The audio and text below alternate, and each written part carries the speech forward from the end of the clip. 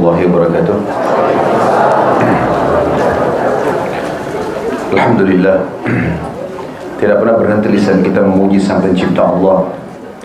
Sebagai seorang muslim kita sangat yakin bahwasanya yang telah menyiapkan makanan kita, minuman kita, pakaian, udara, air, batu, apa saja yang akhirnya roda kehidupan ini bisa berjalan ialah Allah. Kalimat la ilaha illallah bukti dari semua itu. Tidak ada Tuhan, pencipta, pemilik, penguasa, semua yang di langit, semua yang di bumi, semua yang di kedalaman lautan kecuali Allah.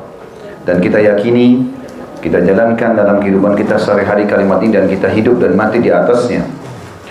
Allah sebagai pencipta telah menyiapkan semua fasilitas itu dan menyuruh kita untuk menikmati dan juga berterima kasih kepadanya. Bahasa agama kita, terima kasih ini syukur. Siapa yang bersyukur dengan menikmati semua fasilitas tersebut, maka Allah akan tambah untuknya. Dan kalimat syukur ini Allah rangkumkan di satu kalimat yang mudah untuk diucapkan, yaitu Alhamdulillah. Maka jadilah orang yang selalu membasahi dan bibirnya dengan kalimat ini. Selanjutnya kita panjatkan salam hormat kita kepada utusan Sang Pencipta Allah, yaitu Nabi besar Muhammad sallallahu alaihi wasallam, yang telah membawa kepada kita hukum halal haramnya Allah sehingga kita punya panduan hidup. Dan tentu dengan harapan mengejar janji Allah, satu kali ucapan salam hormat ini dibalas oleh Allah dengan 10 kali tambahan rahmat. Melanjutkan bedah buku kita, Kiat-Kiat Hijrah dari Kemaksiatan dan Istiqamah dalam Ketaatan. Buku yang ditulis oleh Muhammad bin Abdullah Ad-Duwaish. Dan kita sudah sempat membahas pasal atau bab pertamanya. Hanya saja ingin saya titik beratkan kembali bahwasanya ada hal yang luput dari banyak orang, yaitu ibadah kepada Allah Subhanahu wa Ta'ala punya kenikmatan. Jangan pernah berpikir Bapak Ibu sekalian, kalau Anda istiqomah di jalan Allah, mulai tutup aurat, mulai sholat, mulai mengkritik pendapatan mana yang halal dan haram, sehingga Anda hanya fokus kepada halal dan Anda menghindari yang haram, mulai menerapkan syariat Allah Subhanahu wa Ta'ala dalam kehidupan, lalu merasa dirinya akan jauh daripada kenikmatan dunia ini, ataupun mungkin akan hilang darinya sebagian rezeki. Ini semua pemahaman yang keliru. Ibadah punya kenikmatan dan di balik kenikmatan itu Allah juga menjanjikan banyak sekali pahala dan juga rezeki. Tidak akan mungkin salah janji Allah Subhanahu wa Ta'ala. Kalau di antara Anda yang mengatakan, Ustaz, saya sudah coba hijrah menjadi orang yang diberikan dengan agama, tapi banyak proyek yang luput dari saya. Perasaan pekerjaan ini itu saya tidak bisa kerjakan karena banyak syubhat dan haramnya. Maka saya akan menjawab Bapak Ibu sekalian, sebenarnya Allah lah yang menyelamatkan Anda dari semua jenis pekerjaan tersebut. Coba keluar dari tempat-tempat yang memang syubhat atau haram ini, dan Anda fokus mencari sambil meminta petunjuk kepada Allah mana tempat dan pekerjaan yang sesuai yang Allah inginkan. Banyak sekali orang tadinya dari kemaksiatan, kemudian dia minta petunjuk kepada Allah SWT, menceritakan kepada saya pun, ternyata dia akhirnya alihkan ke travel haji dan umroh dari usaha-usaha yang haram, akhirnya bisa mengurus jemaah bolak-balik ke Mekah dan dia merasa tenang, serta digantikan oleh Allah SWT pendapatannya. Berapa banyak orang yang tadinya pendapatannya haram, lalu kemudian dari sisa-sisa uang halal dia buka restoran dan Allah berkahi, dan seterusnya. Allah Subhanahu wa Ta'ala pasti benar dengan janjinya. Allah menjanjikan orang yang beriman dan beramal saleh dalam surah At-Talaq ayat 2. Dan ini di dalam surah At-Talaq, surah nomor 65 ini, 4 ayat berturut-turut janji Allah ada di situ. Bagi orang yang bertakwa atau orang yang patuh dan coba istiqamah di atas agama Allah. Di ayat 2-nya, di akhir ayat 2 Allah mengatakan, A'udzubillahi minasyaitonirrajim, wa may yattaqillaha yaj'al lahu makhraja. Siapa yang bertakwa kepada Allah, makna takwa patuh. Allah halalkan dia nikmati, Allah haramkan dia jauhi. Allah perintahkan dia kerjakan, Allah larang dia jauhi. Maka Allah mengatakan Allah akan berikan kepadanya makhraja. Kalau teman-teman lagi umrah di Mekah atau di Madinah, di hotelnya, coba perhatikan tangga darurat Kalau kita mau jalan lewat tangga, lift lagi mati misalnya atau terjadi kebakaran, ada tulisan dalam bahasa Arab. Biasanya kalau bahasa Inggris kan exit ya. Bahasa Arabnya itu mim, kha, ra, jim. Bacanya makhraj. Kenapa digunakan kalimat itu? Karena itu tangga darurat untuk menyelamatkan dari kebakaran tadi, gitu kan? Allah menggunakan kalimat ini mengatakan, "Wa may yattaqillaha yaj'al lahu makhraja." Tidak mungkin salah. Allah mengatakan siapapun yang bertakwa pasti Allah akan berikan makhraja, solusi, jalan keluar dari permasalahannya. Kalau kita kerja di sebuah tempat haram, kita tinggalkan, Allah kasih pasti yang pekerjaan halal. Kita meninggalkan perzinahan, Allah akan kasih pasangan yang halal. Apapun yang kita tinggalkan yang buruk, kita akan dialihkan kepada yang baik. Itu janji Allah di At-Talaq ini. Dan ini diyakini oleh ribuan bahkan miliaran manusia, orang-orang beriman dari zaman Nabi SAW sampai menjelang hari kiamat nanti. Makhraj juga ini bisa diterjemahkan kalau orang Arab membahasakan kalau ada orang jalan di tempat yang sempit, misalnya gang, tubuhnya nggak bisa bergerak, kemudian tiba-tiba di ujung gang itu dia temukan sebuah lapangan luas, dia bisa lari. Transisi dari tempat sempit ini ke tempat yang lapang, itu namanya makhraj. Maka Allah gunakan kalimat ini, wa may yattaqillaha yaj'al lahu makhraja. Pasti Allah berikan kepada dia jalan keluar. Di ayat 3, yaitu ayat 2 tadi. Ayat 3-nya, janji yang kedua, wa yarzuqhu min haitsu la yahtasib. Dan Allah sebutkan secara khusus rezeki. Dan Allah akan berikan kepadanya rezeki dari tempat yang ia tidak sangka-sangka. Nggak masuk di benaknya. Kok bisa dapat proyek ini? Kok bisa saya dapat rezeki ini? Kok bisa saya dapat panduan ini? Kok bisa saya dapat pasangan itu? Nanti akan keluar dari lisannya Bapak Ibu itu. Pada saat betul-betul kita hijrah dari keadaan yang tidak baik, baik tidak baik atau baik ini tolak ukurnya adalah pandangannya Allah ya, bukan pandangan kita. Selama itu tidak baik, maksiat kepada Allah, semua orang beriman wajib memandang itu tidak baik. Kalau dia tidak baik di mata Allah, walaupun tidak baik di mata kita, kita akan pandang itu baik. Seperti itulah. Maka otomatis Allah SWT akan berikan dia fasilitas itu, rezeki dari tempat tidak disangka-sangka. Itu di ayat 3-nya. Di ayat 4-nya kita cuma ambil saksi bahasan. Di akhir ayat Allah mengatakan, di ayat 4-nya, wa may yattaqillaha yaj'al min amrihi yusra. Siapa yang bertakwa kepada Allah, Allah akan jadikan perkara-perkara urusannya yusra, mudah. Begini memahaminya, kata sebagian ulama tafsir, ayat 4 surah At-Talaq ini sangat relevan dengan ayat 2. Ayat 2 tadi kan diberikan makhraj, jalan keluar. Ayat 4 Allah bilang makhrajnya itu yusra, mudah. Contoh misal, ada orang sembuh dengan cara operasi. Tapi dari ayat ini, kalau dia betul-betul bertakwa kepada Allah, tanpa operasi dia bisa sembuh. Ayat 4 ini memastikan makhrajnya tadi, jalan keluarnya nggak sulit buat dia, yusra, mudah. Bisa dilihat di situ di Al-Qur'annya. Kalau buka aplikasi Al-Qur'an di handphonenya, baca terjemahannya. Kalimat yusra berarti Allah gampangkan atau mudahkan. Yang dimaksud di sini adalah, lihat coba ayat 2-nya. Yang makhraja. Makhraja apa Allah di situ apa terjemahannya? Jalan keluar. Lihat nggak? Ya. Jadi ini ada relevansinya, ada hubungannya satu sama yang lain. Berarti ayat 4 ini menafsirkan ayat 2. Makhraja di ayat 2, jalan keluar. Di ayat 4-nya dikatakan yusra, mudah. Saya pernah bedah sebuah buku, judulnya itu Keajaiban Sedekah dan Istighfar. Ada orang, kejadian nyata di Saudi, udah divonis sama dokter kena kanker dan dia tidak akan pernah bisa sembuh. Dia pergi ke dokter terbaik di Amerika. Dokter pun pada saat lihat kanker ini seorang laki-laki, kalau dia ini sudah nggak bisa bertahan lama, karena ini sudah melalui kemoterapi sekian lama, nggak berhasil, sampai semua rambutnya rontok, segala macam hal, ini sudah tinggal tunggu ajal saja. Intinya begitu, secara medis. Dia ceritakan kejadian, dan ini penulis bukunya itu mengangkat kisah itu, kisah nyata. Dia pulang ke Saudi untuk pamit sama keluarganya saja. Pamit sama istri anaknya, kalau saya sudah nggak bisa bertahan lama, ini adalah terapi saya yang terakhir di Amerika. Dokter memberikan vonisnya 90% meninggal. Dia tulis wasiat segala macam, dia pulang, terus dia dia ke bandar lagi untuk pergi.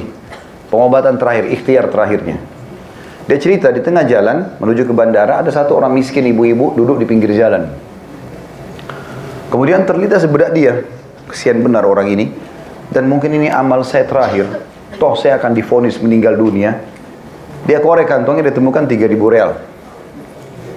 Mungkin kalau kita 15 juta ya. Dia ambil semuanya, ditaruh di tangannya ibu itu.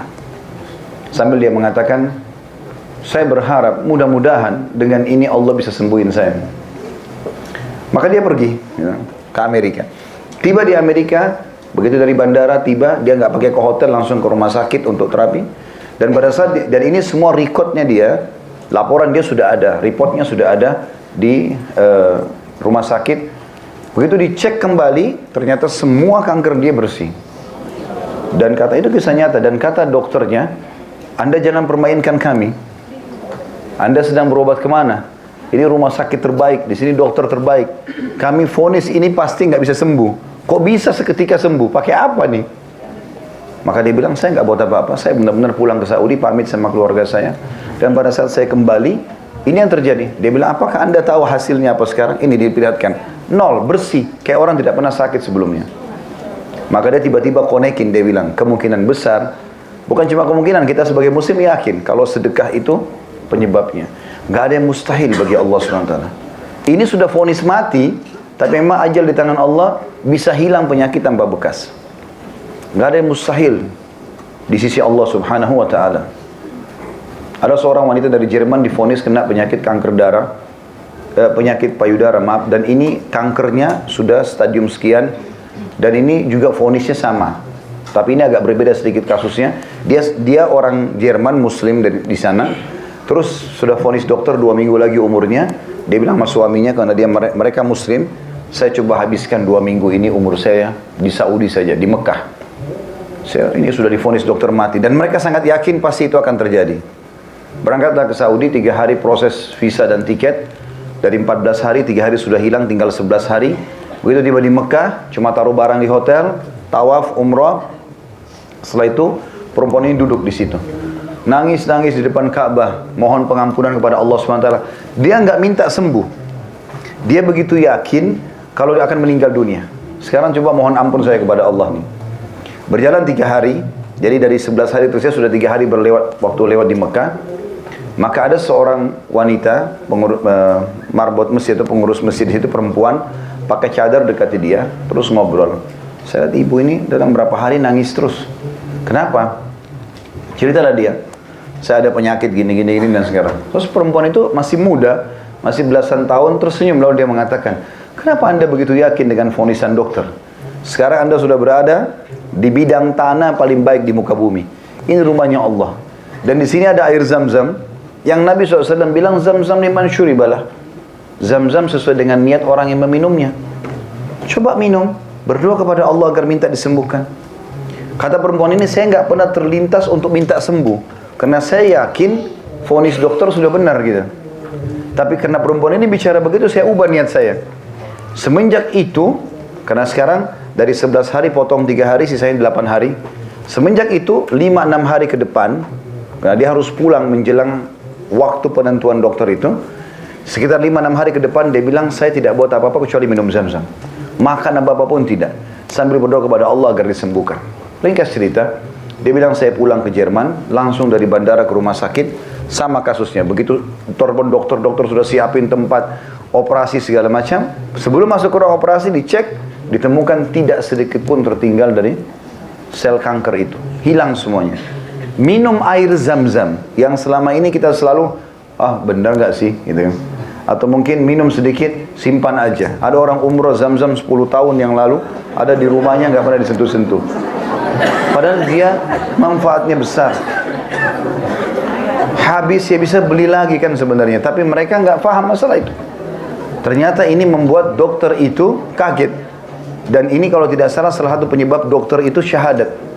Ya, dokternya dia syahadat, tadinya agama Katolik, karena melihat keajaiban ini. Dan terlalu banyak kisah-kisah yang berhubungan dengan hal-hal yang seperti ini.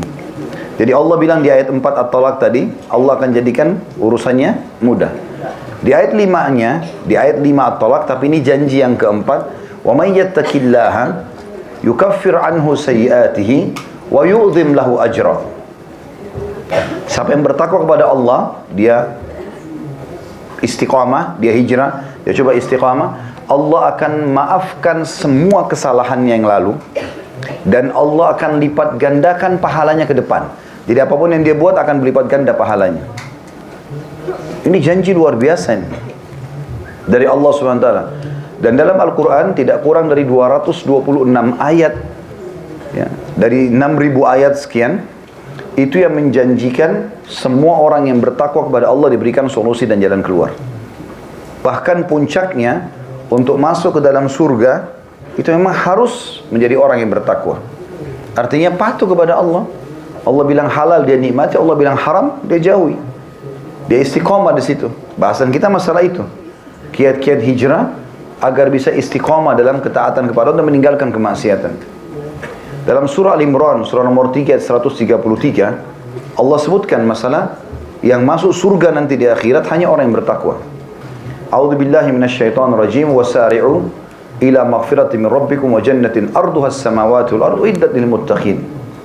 Al-Imran surah nomor 3 ayat 133. Dan berlumba-lumbalah kalian kepada pengampunan Tuhan kalian. Udah, masa lalu yang dulu buruk sudah selesai, tutup sekarang. Mulai sisa umurmu dengan baik-baik, kata Allah. Berlumba-lumbalah pada pengampunan Tuhanmu, dan kejarlah surga yang luasnya seluas langit dan bumi, yang hanya dijanjikan untuk orang yang bertakwa. Berarti hanya dikasih untuk orang-orang yang bertakwa di sini. Jadi Bapak Ibu harus hapus dari benaknya, dari kamus pikirannya, bahwasanya orang kalau jadi orang baik berarti dia akan susah hidupnya, ya, dia akan dibenci orang, atau dia akan tidak dapat rezeki, tidak dapat pekerjaan. Enggak, itu enggak benar semua. Karena janji Allah pasti benar. Dan sebagai seorang muslim kita enggak boleh ragu. Makanya pernah ada sahabat datang ke masjid menemui Nabi SAW, lalu dia berkata begini, ya Rasulullah, kakak saya sakit perutnya. Kata Nabi SAW, berikan dia madu. Banyak si adik pulang ke rumah kasih makan madu kakaknya, dia balik lagi, ya Rasulullah belum sembuh, dia ingin segera sembuh. Rupanya dikasih madu, kakaknya masih menjerit-jerit kesakitan. Apa jawaban Nabi SAW? Sesungguhnya Allah pasti benar dan perut kakakmu yang bohong. Apa maknanya? Gak mungkin Allah salah. Allah menjanjikan dalam surah Ad-Dahl, ya, surah tentang lebah, itu Allah sebutkan bahwasanya dari perut lebah itu keluar minuman, madu itu, yang akan jadi obat bagi manusia. Dan Nabi SAW mengatakan kesembuhan pasti, tidak ada keraguan dalam tiga hal. Yang pertama konsumsi madu, yang kedua bekam, mengeluarkan darah kotor dari tubuh, yang ketiga kai, menggunakan besi panas di tempat yang sakit, dikagetin lalu diangkat. Tapi Nabi bilang cuma saya melarang umatku menggunakan kai. Riwayat lain, jadikan dia pengobatan terakhir kalian. Tapi madu di sini sama bekam disebutkan. Yang kita ingin titik beratkan bagaimana Nabi SAW menanamkan keyakinan ke diri sahabat ini. Kalau belum sembuh sabar, ada prosesnya. Jangan langsung kau vonis, oh berarti madu nggak sembuhin. Loh kok bisa? Bagaimana bisa? Dan kita juga kalau sedang berobat, kita harus pahami dalam syariat kita bahwasanya orang berobat itu diikuti dengan keyakinan. Saya pernah temuin seorang dokter, atau sugestinya ya, dari Dammam di Saudi datang ke Indonesia. Dia ngobrol-ngobrol, dia ingin buka rumah sakit yang besar, dan rumah sakit ini maksud dia, ayo kita gratisin orang, apalah segala kita sosial. Sambil kami ngobrol-ngobrol, sampailah kepada pengobatan. Dia bilang sebenarnya di dalam tubuh manusia itu sudah ada sistem antibodi yang sangat kuat. Kalau dokter faham, dia cuma tunggangi antibodi itu supaya bisa melawan penyakit. Dan itu yang paling kuat bukan konsumsi obat, tapi motivasi, gitu kan? Dia bilang sama pasiennya, Anda pasti sembuh, yakin begini dan begitu. Misalnya, itu lebih kuat daripada minum obatnya sendiri, karena dia akan berbesar hati untuk bisa semangat hidup lagi, seperti itulah. Dia bilang pernah kejadian, ada orang datang kepada saya di rumah sakit dia di Dammam. Dia bawa resep dokter dengan nama-nama dokter yang pernah dia berobat. Rupanya kata dokter ini yang sedang bicara sama saya lihat obat-obatnya bagus semua. Juga dokter-dokter yang sebut namanya dokter spesialis semua. Udah cukup gitu loh. Bahkan itu mungkin lebih pintar daripada saya. Cuma orang ini kayak penuh dengan was-was dalam dirinya. Dia bilang, apa yang Anda mau? Dia bilang, saya mau sembuh dok. Baik, kata dia. Dia cerita sama saya sendiri ya. Dia bilang, saya masuk ke dalam, saya ambil suntik yang baru, saya isi dengan air putih biasa. Lalu kemudian saya keluar, saya bilang, saya akan suntik Anda. Kalau tidak sembuh dengan suntikan ini, Anda tidak akan sembuh selamanya. Dia bilang, saya suntik dia. 2 hari kemudian dia telepon saya, dok saya sudah sembuh. Ternyata ada was-was saja ini permasalahannya. Jadi sebenarnya kuasa Allah subhanahu wa ta'ala, Allah bisa melakukan apa saja, ya, dan itu tidak perlu diragukan. Dan Allah membukakan banyak sekali pintu-pintu kebaikan bagi orang yang bertakwa. Saran saya saja, Bapak Ibu tonton ceramah kami di YouTube, judulnya Indahnya Menjadi Seorang Mukmin. Saya kalau salah sebutkan itu ada 17 manfaat menjadi orang-orang yang istiqamah ataupun jadi orang baik. Kata penulis, karena itulah periksalah diri Anda wahai saudaraku yang mulia, dan lihatlah keadaan Anda dan hubungannya dengan perbuatan maksiat terhadap Allah subhanahu wa ta'ala. Apakah Anda termasuk orang yang bergembira dengan kemaksiatan, mencarinya dan berusaha mendapatkannya? Waspadalah, jangan sampai kelezatan syahwat melalaikan Anda dari pahitnya dosa.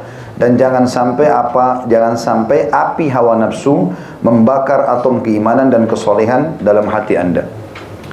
Yang pertama Allah angkat dari hati seorang hamba yang melakukan kemaksiatan adalah kenikmatan ibadah itu. Begini maksudnya. Kalau teman-teman hadir di sini bilang sama saya, Ustaz, saya kalau sholat susah sekali khusyuk, sering menghayal. Saya kalau mau zikir malas rasanya, baca Quran malas. Setiap kalau mau buat pahala, sholat malam lah dan saya malas, kayaknya sulit. Tapi kalau buat maksiat itu mudah. Apa yang sedang terjadi? Anda memang sedang diangkat sedang Allah angkat nikmat, ya, kenikmatan ibadah itu karena maksiat yang dibuka. Itu yang paling pertama Allah angkat. Jadi Allah nggak langsung butain matanya orang bermaksiat. Allah misalnya patahin kakinya, bisa saja Allah lakukan. Allah buat dia keluar ditabrak mati, bisa saja. Tapi Allah maha penyayang dengan hamba-hambanya. Allah berikan tahapan. Cuma tahap pertama ini berat sekali. Maksudnya adalah kalau orang buat dosa akan diangkat kenikmatan ibadah darinya. Jadinya tidak nikmat lagi ibadah itu. Padahal sebenarnya itu nikmat yang sangat besar. Bisanya kita sujud, mohon kepada Allah, menangis, kita baca Quran rasanya nggak mau berhenti. Kalau berdoa rasanya nggak mau menutup doanya, selalu ingin komunikasi sama Tuhannya. Itu mahal sekali dan itu yang pertama hilang kalau orang buat maksiat. Kalau Bapak Ibu merasakan ini, maka perbanyak taubat kepada Allah SWT. Dan saya katakan itu hari, saya ingatkan kembali terapinya. Coba terapkan seminggu, kalau bagus sampai sebulan ke depan. Mulai hari ini coba terapi. Semua ketaatan yang Allah sudah perintahkan, nggak usah ditambah. Seperti misalnya Bapak Ibu biasa sholat 5 waktu wajib, oke? Sholat sunnah yang Bapak Ibu mampu lakukan. Coba lakukan misalnya zikir pagi petang, oke? Misalnya baca Quran 10 ayat per hari, atau jenguk orang sakit, bakti sama orang tua. Apa yang Bapak Ibu biasa kerjakan saja, dikerjakan. Tapi sisi yang lain, Bapak Ibu lebih tahu masing-masing dosa apa yang sedang Anda lakukan. Tutup kerannya. Jangan lakukan lagi dosa itu. Biarkan ketaatan ini terus naik, dan ini tertutup. Nanti di sini akan ada kehusyuannya. Akan muncul nanti perasaan nyaman sholat itu, nyaman baca Quran itu, dan seterusnya karena dosanya sudah tertutup. Kalau ini masih dibuka dan masih berimbang, maka tidak ada kenikmatan ibadah, tidak ada kenikmatan juga berbuat dosa itu. Ya. Saya kasih contoh tuh hari kalau masih ingat. Kalau ada orang menggabungkan ini, misal dia mabuk, tapi dia juga jaga sholat. Dia mabuk jam 2 malam, jam 4 subuh azan subuh misalnya. Sambil mabuk, sambil nggak enak dia. Ini saya mau mabuk, tapi sebentar azan subuh. Jadi mabuknya nggak enak, karena dia mau gabung dua-duanya. Nggak bisa ketemu, seperti minyak sama air. Dia pakai jilbab atau pakai cadar, tapi masih mau pacaran misalnya. Atau laki-lakinya sudah mulai masuk masjid, sudah mulai baik, tapi pacaran. Dia serba salah. Mau gandengan nggak enak, mau jalan sama-sama nggak enak, ketakutan sana sini. Karena dia mau gabungin keduanya, nggak bisa ketemu ini. Bapak Ibu harus menjadi orang baik sekalian, supaya rasakan kenikmatannya ibadah itu. Atau jadi orang buruk sekalian, tapi ini bahaya, ujungnya neraka. Jangan berada di tengah-tengah. Karena banyak orang begitu. Ya apalah istilahnya, abu-abu atau yang. Tapi yang jelas teman-teman, kalau Anda masih membuka ini dan membuka ini, hilang kenikmatan dua-duanya. Kenikmatan ibadahnya nggak ada, kenikmatan dosanya juga nggak ada. Gitu. Memang harus ditutup salah satunya. Kalau orang dia tidak mau ibadah sama sekali, pemabuk nggak mau ibadah, nggak pikirin sholat, nggak pikirin apa, dia mabuk sampai jatuh di pinggir jalan, dia nggak peduli kan? Karena dia nikmati dosanya, tapi ini bahaya ke neraka. Atau orang dasarnya nikmati ibadahnya, dia tutup pintu maksiatnya. Kalau Bapak Ibu kerjakan ini, terus ibadah yang rutin saja, yang wajib-wajib misalnya, dosanya ditutup, nanti akan naik terus rate-nya, dosanya turun. Nanti lama-lama makin kental terasa keimanan itu. Sampai pada tingkat, Bapak Ibu bisa jijik dengan dosa itu. Kok kenapa orang itu begitu ya? Kok kenapa dulu saya buat ya? Begitu nanti. Saya tanya sendiri beberapa jemaah saya yang sudah coba terapkan ini. Bagaimana perasaannya, akhi? Oh, saya bertanya-tanya Ustaz, kenapa dulu saya buat itu ya? Kemana uang saya keluarin dulu begini dan begitu. Itu dulu ada kisahnya. Para sahabat begitu, seperti Ikrimah bin Abi Jahal radhiyallahu anhu. Ini dulu sama ayahnya Abu Jahal suka sekali perangi Islam. Abu Jahal Fir'aunnya umat ini, meninggal dalam keadaan kafir. Anaknya ini Ikrimah selalu ikut ayahnya. Pokoknya kalau mau nyerang Islam, nyumbang duit, dia nyumbang duit, nyumbang pasukan-pasukan, senjata perang, segala macam hal. Terakhir pembebasan kota Mekah, dia masuk Islam. Setelah dia masuk Islam, Allah tanamkan iman dalam hatinya, maka dia melihat Al-Quran sambil dia baca, dia faham. Maka dia mengatakan, inilah perkataan Tuhanku yang aku lalaikan selama ini. Sambil dia nangis gitu. Lalu dia mengatakan, ya Rasulullah, sebagai bukti keimanan saya, dan pembersihan terhadap kesalahan saya yang lalu, maksudnya supaya jangan ada bekasnya, maka saya akan berinfak di jalan Allah sebesar dulu saya infak untuk memerangi agama Allah ini. Maka dia menebus kesalahannya dulu dengan membayar infaknya. Misal dulu dia sering, naudzubillah, mudah-mudahan sih tidak, tapi ada orang sering traktir temannya di diskotik, perzinahan, hotel, dia yang bayarin segala macam. Sekarang bentuk taubatnya dia harus bersihkan itu.